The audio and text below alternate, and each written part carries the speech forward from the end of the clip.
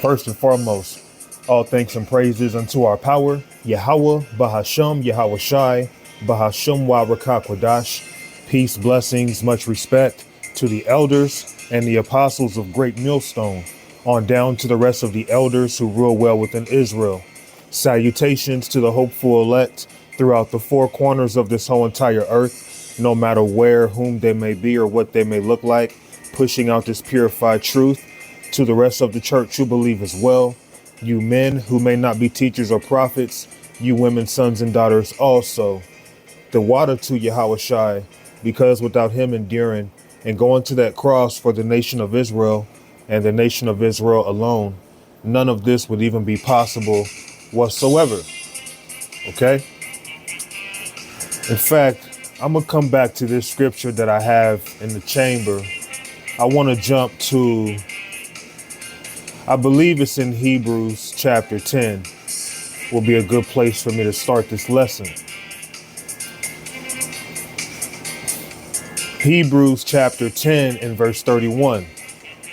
It is a fearful thing to fall into the hands of the living power. And that's why it's important to fear. We cannot be arrogant. We cannot be proud. Yahweh Ba'ashem Yahweh Shai controls life and death. Man doesn't control life and death. There's some old person somewhere in their 80s or 90s looking like they can die at any time. But because of how judgment operates, there's someone younger who can be 10, 20, 30, 40, who's going to die before an individual in their 80s or 90s. But they're looking at it like, you know what? I got a long life ahead of me. Says who? You got to fear the Lord, because he operates in such a way that he wants us to fear him. It is a fearful thing to fall into the hands of the living power. And knowing that makes you bright. You know how people will say in the world, hey, that kid's not so bright.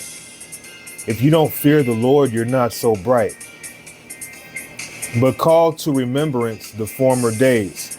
So we have to call to remembrance the former days. The former days of what? This current life? No. The former days of our past lives, where we once knew this truth. But call to remembrance the former days, in which after ye were illuminated, ye endured a great fight of affliction. In this ministry, once you receive this light, because overall, if you're of the elect, you've once known this. Once you come back into this light, you become illuminated. But you're illuminated in a very, very dark world. Okay? And being illuminated in a dark world, that can bring good attention and unwanted attention as well. Okay? But the scriptures also tell us that we are the children of light. I may or may not get that scripture. But what I will go to, Isaiah chapter 8 and verse 20. To the law and to the testimony, if they speak not according to this word, it is because there is no light in them. So the fact of knowing that most of Israel is in darkness, and seeing that we have the light, it's a burden having to deal with so much darkness. But that's a part of the battle. Because again, when you're the light, you attract good attention and unwanted attention, good and bad attention. To the law and to the testimony, if they speak not according to this word, the word that's found within the Bible, it is because there is no light in them. And with prophecies happening, just like that powerful earthquake that rocked Taiwan, you think Israel's giving that fear to Yahweh Ba'ashem Yahweh Shai? People want to see us removed off the street, but then you have that Canadian bill that's talking about imprisoning people who promote what they would deem as genocide or hate speech. Okay? Which means what? You would have to ban those who teach the Bible. I don't know if that bill was passed or if they're pondering on passing that bill. But you think our people are looking at that and saying, dang, if that happens, we got to be in the last days. Our people don't care because they're in darkness. Our people don't care that what you would deem as so-called Black history is found within the Bible because they're in darkness. To the law and to the testimony, if they speak not according to this word, it is because there is no light in them. Most of our people are not speaking according to this word because there is no light in them.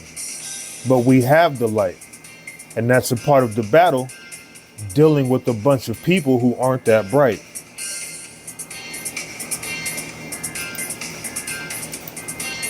Second Corinthians chapter 4 and 3.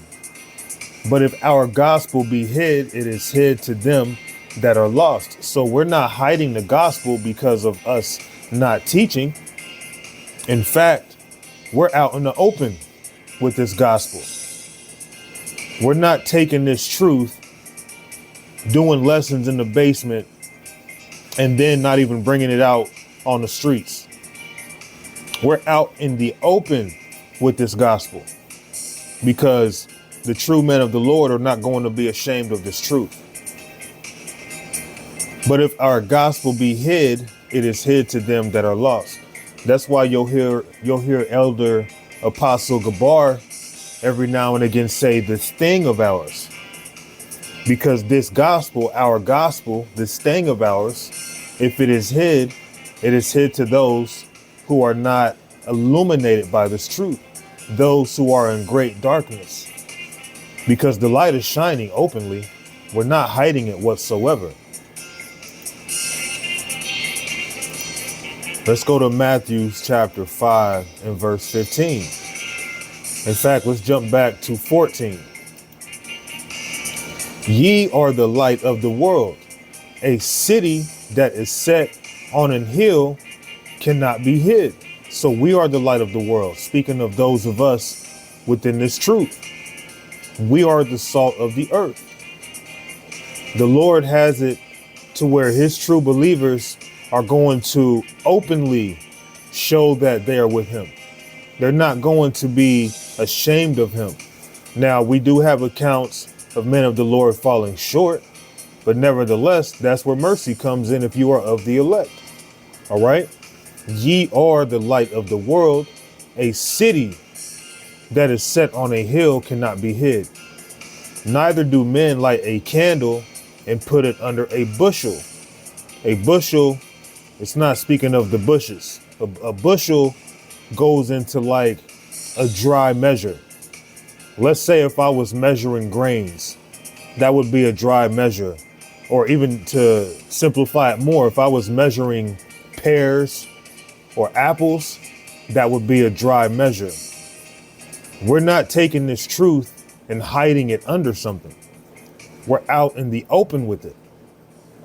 Okay? Neither do men light a candle and put it under a bushel. So having this truth is like having a lit candle, but on a candlestick, and it giveth light unto all that are in the house. So the Lord has given us this truth so that we may give light to all those who are in the house. What house? The house of Jacob. All right. Let's go to Isaiah chapter 2 and verse 5. O house of Jacob, come ye and let us walk in the light of the Lord. So we are giving a light to the house of Jacob so that they may walk in the light of the Lord. Because having this truth, you are illuminated. Having this truth, you are set apart. Having this truth, you are a very bright person. Okay?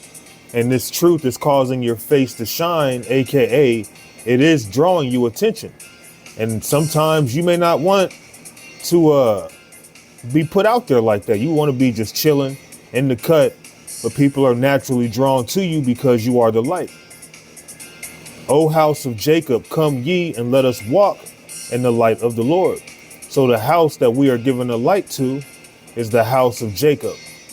Matthew 5:14, neither do men light a candle and put it under a bushel, but on a candlestick, and it giveth light unto all that are in the house of Jacob. Because seeing our people are in darkness, they end up making decisions that aren't so bright. But because we have this ministry, our steps are guided before us in righteousness. Psalms 119. Psalms 119 and 105. None, thy word is a lamp unto my feet and a light unto my path. So this word illuminates our steps so that we don't slip. Because without this word, we would be in darkness like the rest of the world, the rest of our people. We don't want to be like that, man. That's why it's beautiful that the Lord has given us the light so that we can see where we're going. We see the prophecies ahead of us.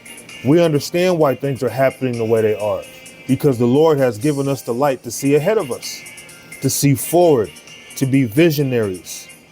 But if you don't have this light, you're blind. You don't understand.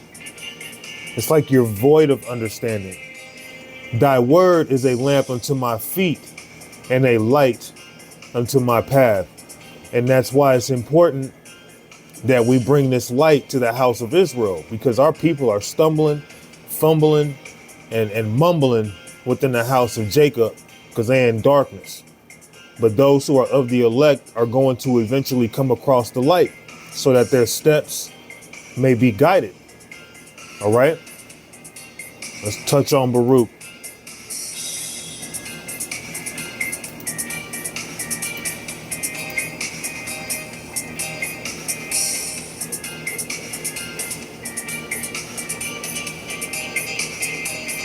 Okay, that's not it.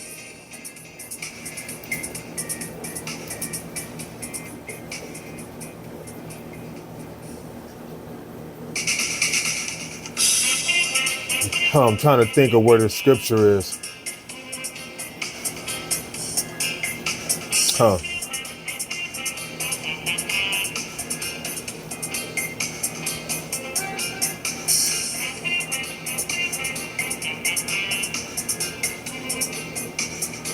Okay, I was right. This is Baruch chapter 4, but we'll start at verse 1. This is the book of the commandments of the power and the law that endureth forever. All they that keep it shall come to life, but such as leave it shall die. Turn thee, O Jacob, and take hold of it. Walk in the presence of the light thereof, that thou mayest be illuminated. So the Lord is guiding our path. Walking with this truth means you're walking with the light, which is what guides our path, which is what gives a lamp to our feet so that we're not stumbling like the rest of Israel. All right. Psalms 119 and 105 again, and I'm going to jump back. Thy word is a lamp unto my feet and a light unto my path. Baruch chapter 4 and 2, turn thee, O Jacob, and take hold of it. Walk in the presence of the light thereof, that thou mayest be illuminated. And we need this truth because it's darkness all around us. Seeing that we are in the valley of the shadow of death, we have to have this light. Okay? We have to, man. Or we're going to be lost and eventually destroyed like the rest of our nation who just don't get it. Okay? So, Lord willing, this was simple and edifying. And I'm going to give all thanks and praises unto our power, Yahweh, Ba'ashem Yahushai, Ba'ashem Warakak Wadash. Shalom.